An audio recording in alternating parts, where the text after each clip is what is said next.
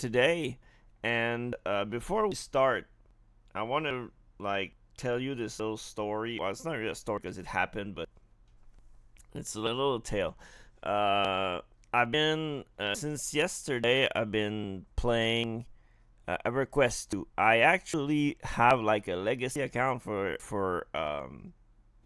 EverQuest 2 because I bought the game and created the account in 2004. I bought the game on release because I was a big EverQuest player for EverQuest 1. So when EverQuest 2 was announced, I was super excited. So I got the game on release like at the beginning of November 2004. I played it maybe for like a week and a half, and then World of Warcraft released on the 23rd, I think, of November, something like that. And I never went back to EverQuest. I played WoW and WoW and WoW and WoW, and I never went back to EverQuest 2. So but recently, and I mean, I downloaded the game a couple of times over the years on Steam, but before, like, the setup that I have now was playing on TV, on a very large TV, and for some reason I couldn't scale the UI at all. Sorry, it's the size of my screen, so it was horrible. Like, it was either very, very, very small, or so it didn't work. So when like yesterday or the day before, I was like, maybe I should try EverQuest on my EverQuest on my new screen, see how it works. And well, it's like super good. Like, I have no problem. Like, the UI is super great. So I made a dwarf paladin and started in Frostfang C. Yeah, it started in Frostfang C. So yesterday, like last night, it was super late, like probably like 1 a.m. or something.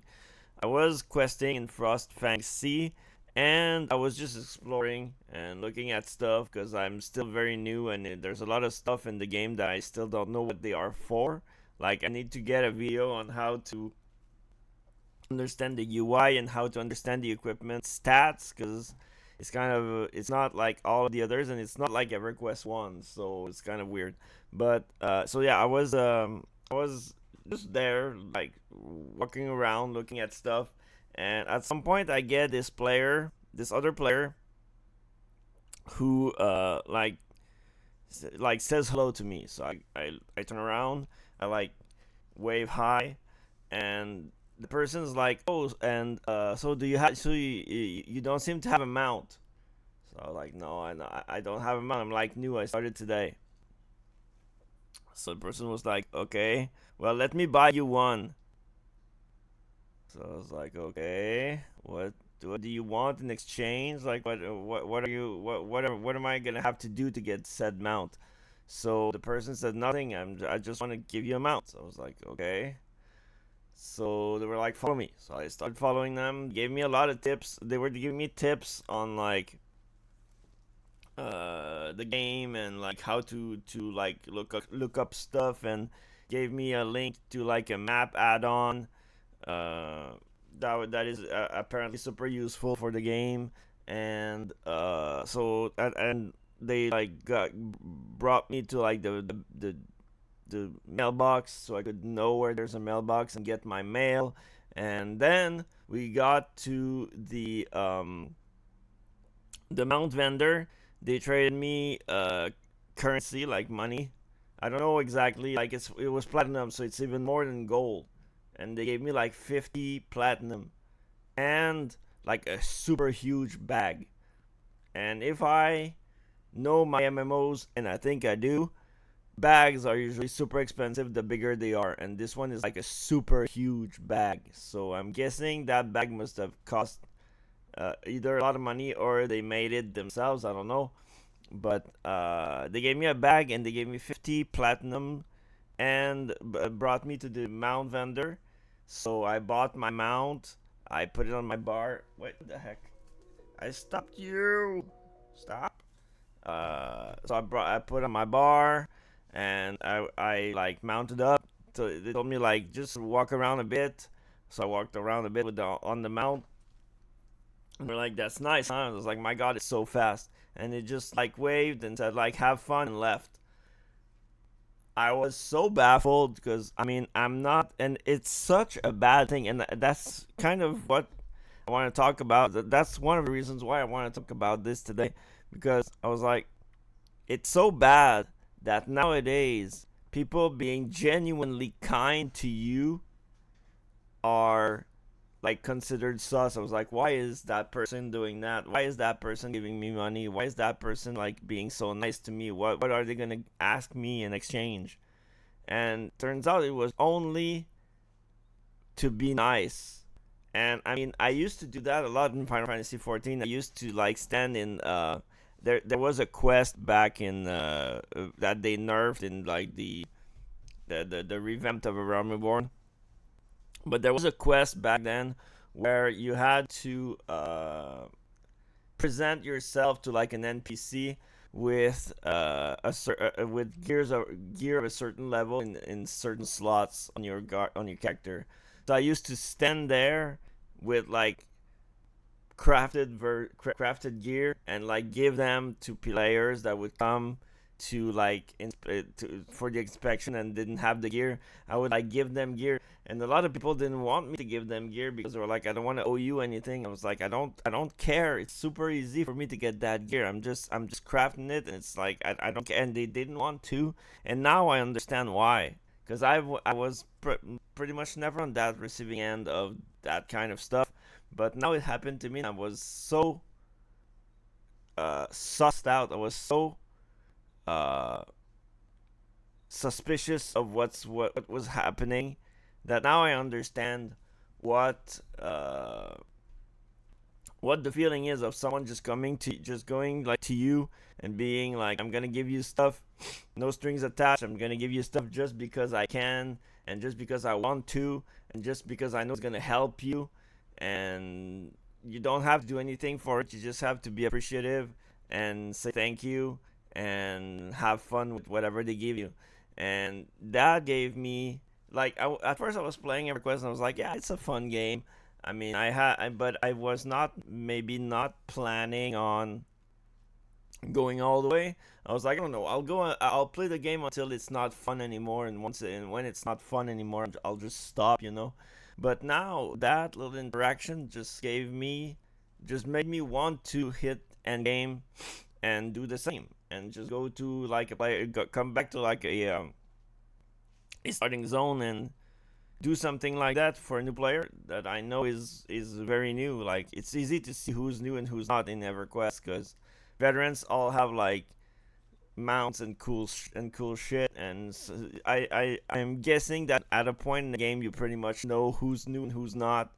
So I just thought it was nice. So the player in EverQuest 2 that was there last night, named Cap, you really made my day, and you really made me want to play this game.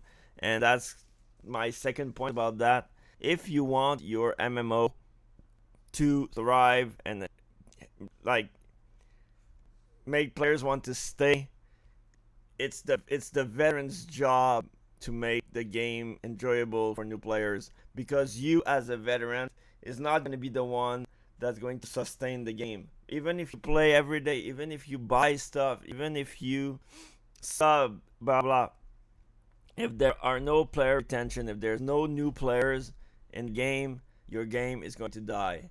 So doing everything you can to when you see new players, to keep them in the game is the best thing you can do to save your game, to make it thrive, to make it stay online. And most of the reasons why PvP games don't work is because people don't do that, because PvP games are competitive games. So like competitive, I mean in the MMO sphere, I'm not talking about anything else, but in the MMO sphere, because like games like Mortal Online or uh, Life is Feudal MMO, my god, sorry, or like Albion. I mean, I haven't played a lot of Albion, but I've heard that it's super toxic, and because it's a gang fest, like people are pretty much can do whatever they want.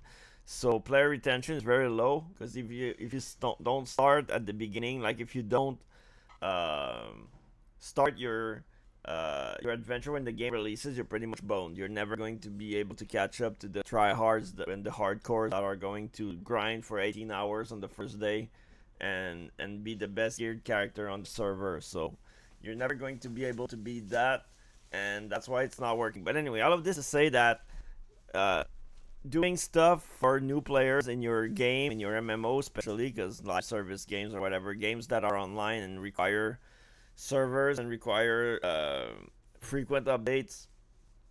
If you want your game to survive, being nice to the new players is the best way you can do. It's the best thing you can do to secure that survivability of your game.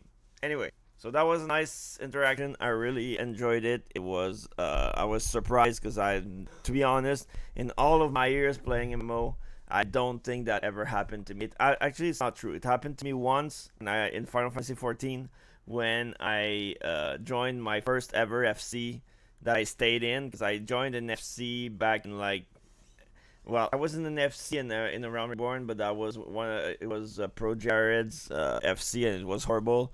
But I mean, when I joined an FC that I actually stayed in for 5 years, I was very, very, very down and out and badly geared paladin, sitting on the floor in Limsa, pretty much ready to quit at the start of Evan's Ward. I remember it was the start of Evan's Ward, and I was sitting in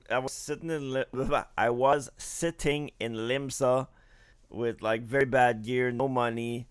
I didn't know what to do, and this guy came to me and he was like, "Hey, are you okay? Do you like want to join an FC?" And I was like, "I don't know. I when I left Pro Jared's FC, I joined another FC for maybe like 2 weeks, and they scammed me of all of the gold that I have, the guild, whatever, all of the guild that I have, that I had, because they said that I needed to pay a fee in order to use the repair stations, like the repair person in the FC house, and that if I didn't go to the FC house, it was kind of a like an attack to the FC because I was not using their like repair person and whatever. So I got scammed of all of my money because it was super expensive every time. So they were just trying to get me to pay them, and so I left that FC. So I was like I said, my gear was broken because I was poor. I didn't have any money. I was super down and out. I didn't know what to do. I didn't know where to go. I was really, really, really on the verge of quitting. And then this guy found me in Limsa and brought me in. He made me a brand new set of gear that he crafted for me for free. He gave me weapons, like gave me a sword and a shield. He taught me how to play properly. Like he ran dungeons with me to show me how to play properly with my like how to understand the game with the things that I didn't understand. Because to be honest, the person that really taught me how to play this game was Mr. Happy. I watched Mr. Happy play on his Healer Happy playthrough, and this is pretty much how I learned to play. But with Gran, it was like hands on. I really went in the dungeons with him and his now wife, and he just taught me everything I needed to know, like how to pull mobs, how to like keep aggro, how to like what the proper rotation was, because back then you didn't have like the little circles around your abilities that told you like what to use next. So he pretty much told me what the proper rotations was. That at that time we had two stands. We had the well, we had the DPS stance and the tank stance. It was like sword out and shield out, and so he taught me how to stance dance between the two, and now we don't have to do that anymore, thank God. But he and I became very close to these people, and I stayed in there for 5 years, made it up to like one of the five officers of the guild. And at some point, we had like a disagreement that I could not just ignore, and I left. But I still keep like see these people really high, in really high regards, because they are the ones that made me stay in the game. Because if they didn't have, like, if they didn't find me in Limsa, maybe I would have stopped and never came back, or maybe I would have come back recently. But because of that, I did everything as they were happening, like expansion wise and stuff. So I'm really grateful about it. Anyway, so that was my little rambling of the beginning of the stream. Tonight we